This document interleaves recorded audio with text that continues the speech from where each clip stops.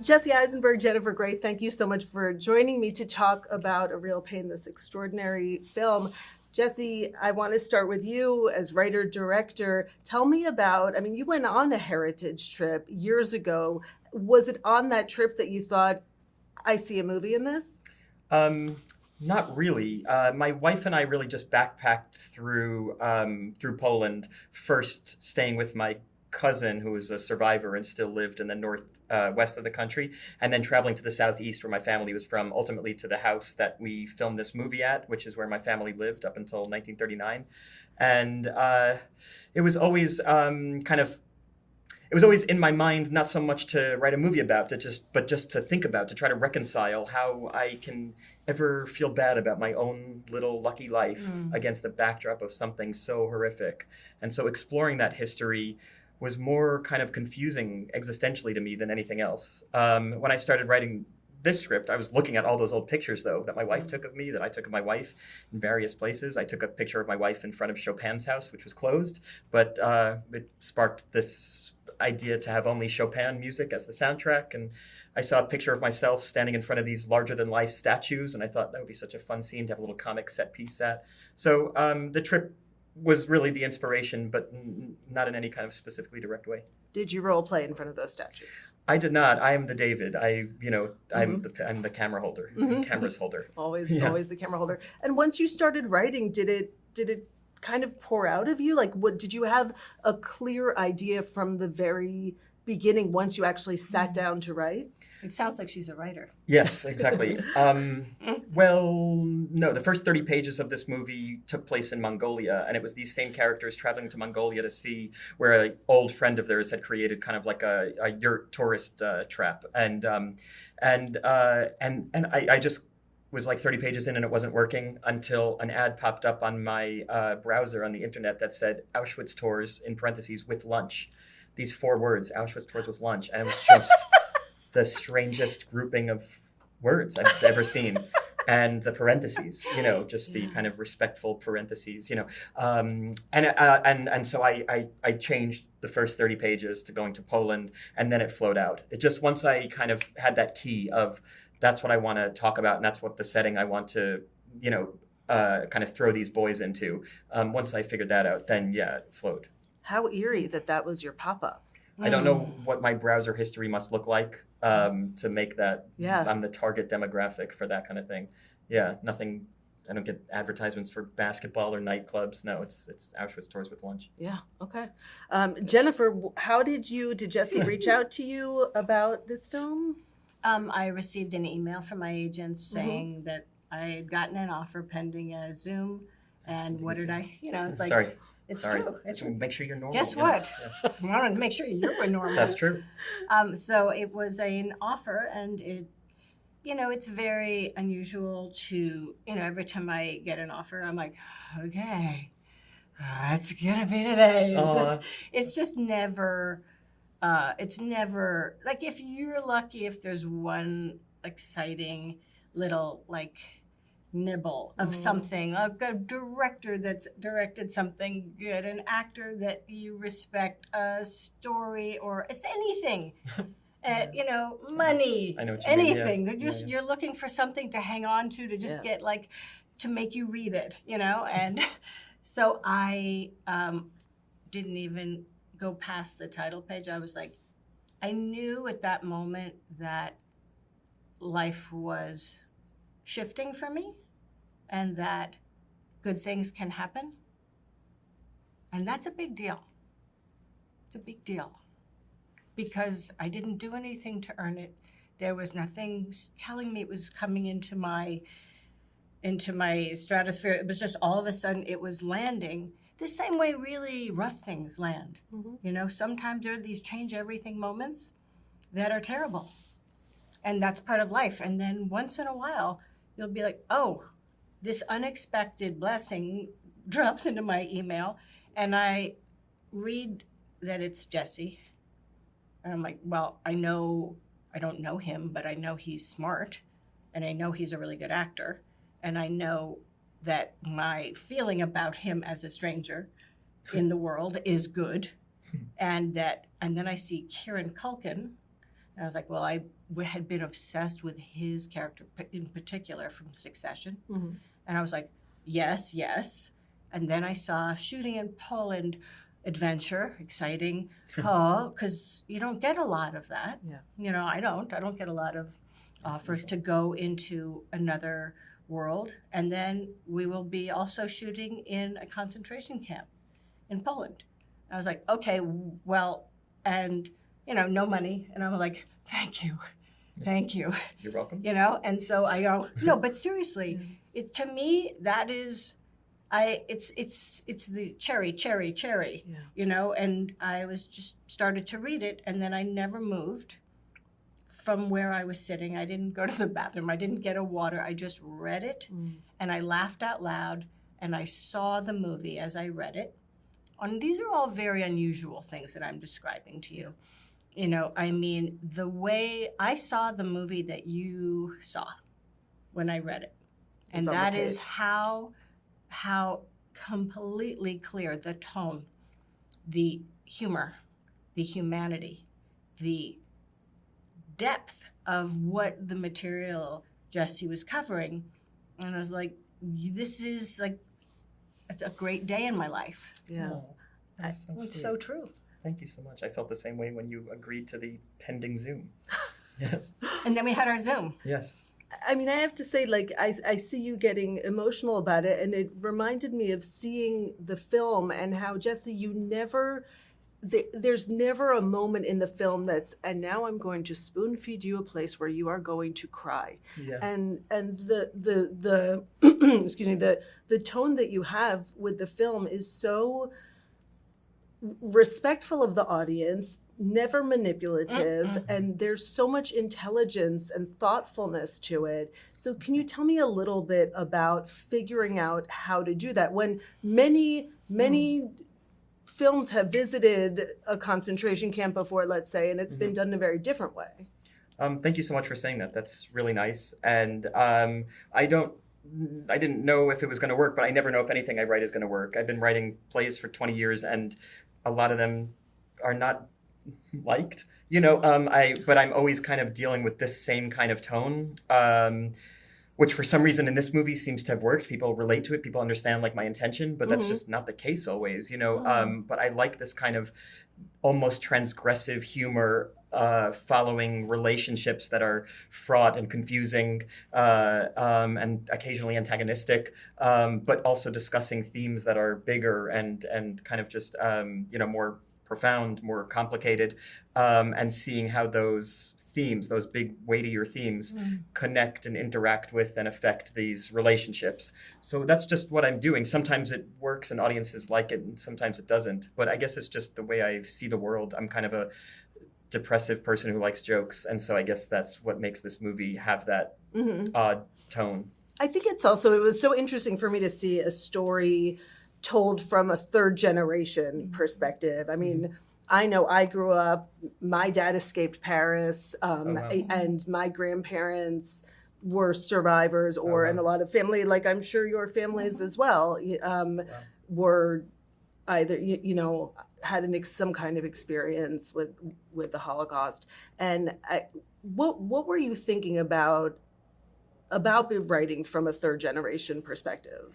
I never really kind of consciously thought of me representing a generational perspective as opposed to just kind of representing these two people. But what I can say about my feelings as it might relate to my generation is that I grew up feeling a disconnect to something that I wanted to be connected to. And by virtue of that, I felt a lack of meaning in my life, and my privileged life, which has been given to me by people who worked hard to give me that life, has in some ways rendered it meaningless. And so my third generation perspective perhaps is one of like trying to connect to something that felt like it was never It wasn't accessible? Yes, exactly. That's exactly Sorry. right. Right. That's exactly right. Sorry. Yes, something You're that wasn't welcome. accessible. My dad grew up not hearing anything from his parents because they were just riddled with guilt because they survived, all their cousins killed. And nobody uncles. wants to talk about it. It's wild. Exactly. So maybe it took my disconnect from it to basically have some backdoor interest in it. You know what I mean? That's interesting. Yeah. Did you have a similar thing with like sort of feeling like this thing is a part of my heritage, my lineage, but it's not something that I exactly know how to connect to? Well, I grew up in New York where I just thought everyone was Jewish.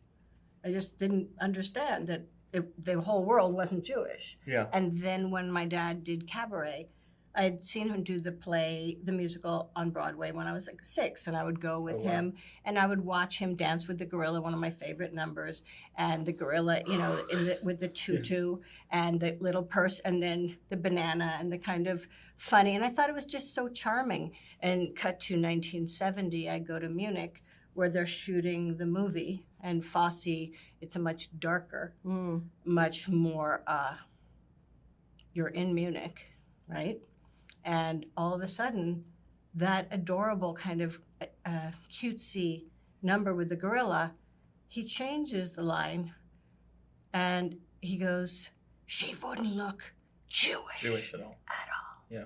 And I remember having chills and going like, wait, what does that mean? What is like, I thought that is the line. Originally, it was, she wouldn't look something at all, whatever. Jewish. And then they didn't switch it to Jewish until the movie. Until the movie. I didn't know. Wow. It was a much more, Funny. it was just more surface. Yeah. It was implied, but it was nothing. And I remember thinking like, what's wrong with being Jewish?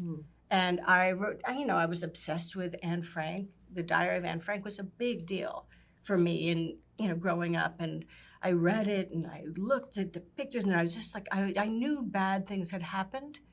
And I knew that my grandfather's family had come, my grandfather had come over as a kid on the boat with the silverware sewn into his goat with no grown-up and him with little kids. And I knew those stories, but it was like this intellectual idea of, I came from survivors.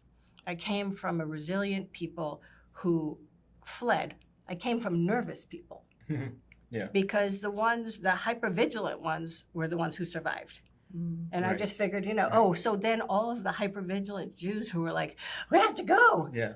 They have babies and it makes us all these nervous Jews. That's Like interesting. that's my theory about the epigenetics of our nervous Jew. Yeah, the paranoid survived. Because the paranoia is, it's that overdeveloped amygdala, whatever. It's the fight, flight, or freeze response, which is actually the thing that got them out. The chill ones are gone, That's fascinating. And so the idea that I knew those things happened, but it wasn't until I was in that concentration camp. Nervous, I remember saying to you, like, what's it going to be like? What's it going to be like? Yeah. And everyone's like, oh, have you been? Oh, you've never been. You'll see. And it was kind of like, what is this going to be like? And I felt something enter me, like my being, that it had nothing to do with any experience I'd ever had before. And I felt this grief that is too big for words. And it was this somatic trauma and intense grief of knowing that these were my people. And that how in this world could this have happened? And when you look at Majdanek in the movie, you see how close it is. And it was there for years. Yeah. And they could see it. And they could, there was this idea that it boggles the mind. And still to this day, any kind of that extermination of any people is, I don't know. It's the good news is the movie is not about the Holocaust. It's not about a concentration camp. It is about, for me, about much more broad, universal, what it is to be a human. Yeah. And what it is to have mental health issues or feel alienated from society, and to be the mentally severe issues that Benji has. Even though he is the one who is the most broken, he changes us all for the better. Yeah. And that he gives to us something that we needed. It's almost like the Wizard of Oz. Yeah. Exactly. And yet he doesn't get anything from us. Yeah. And that is, I find, just It's so part of your genius. Oh, because it's sad. sense. It's a very non-manipulative. The tone is just true to your voice and the music of your piece, and I'm just so grateful to be part of it. You mentioned going to film in Majdanek and how the film talks about how it's so close to the town. How did you prepare the cast? I mean, what was that like? You know, what was it like? I mean, when you get up and it's like, okay, everyone, this is where we're going today. Well, I mean, it was probably day 5 or something. It was early on in our Was it schedule. that early? Maybe day 7, something like that. Yeah, and let me think. Well, I had been to Majdanek in 2008 with my wife. I'd been looking at the pictures for 15 years, kind of showing them to people. Look at this place. And then I had scouted the location multiple times. I'd spent 8 months back and forth with the people who run the camp to negotiate where we'd be allowed to film, what we'd be allowed to say, what they want me to discuss. And it had never publicly. been done before. Like no one's ever shot Yeah, I don't know a if they movie filmed anything there. in a concentration camp. It's never been done. Maybe documentaries. Maybe I don't. Yeah, not a narrative. Maybe a feature like this or something like with our access was unusual. They were hesitant to give it to us, of course.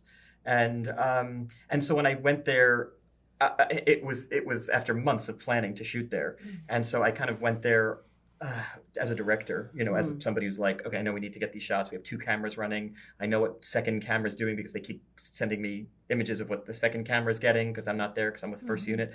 And so it was just like, it was like a whirlwind of a thing to direct that day. The thing I kind of forgot about as an actor was just like what this felt like to go for the first time with my wife. Yeah. Luckily, Jennifer reminded me of that. She was there for the first time.